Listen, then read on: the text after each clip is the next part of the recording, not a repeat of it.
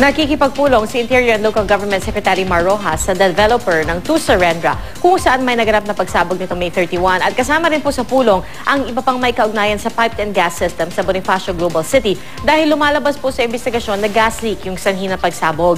May ulat on the spot si Bernadette Reyes. Bernadette?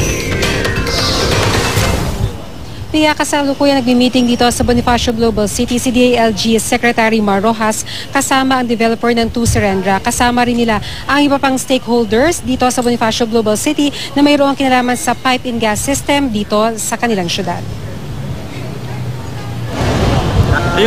Lumabas sa investigasyon ng mga otoridad na gas leak mula sa centralized LPG system ng To Surrendra ang sanhi ng pagsabog.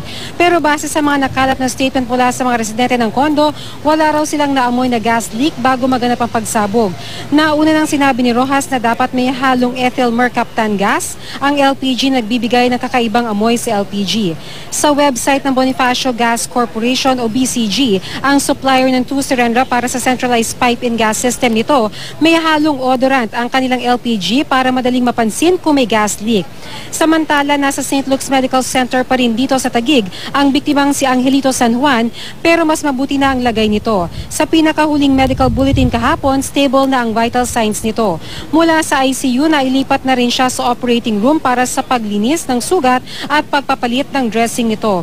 Pero sa tubo pa rin humihinga si San Juan bagamat less dependent na siya sa naturang aparato. Pinag-aaralan din ng laboratory results kung maaari nang sumailalim sa dialysis si San Juan. Pia, yung may-ari ng Unit 501B na sumabog doon sa To Surrendra noong May 31 ay nakabalik na doon sa Estados Unidos kung saan siya naninirahan ngayon. Pero ayon sa kanyang abogado na si Attorney Raymond Fortun, maaari naman daw makipag-ugnayan sa kanya at sa kanyang kliyente anumang oras para makipagtulungan tungkol sa investigasyon. Pia? Maraming salamat, Bernadette Reyes.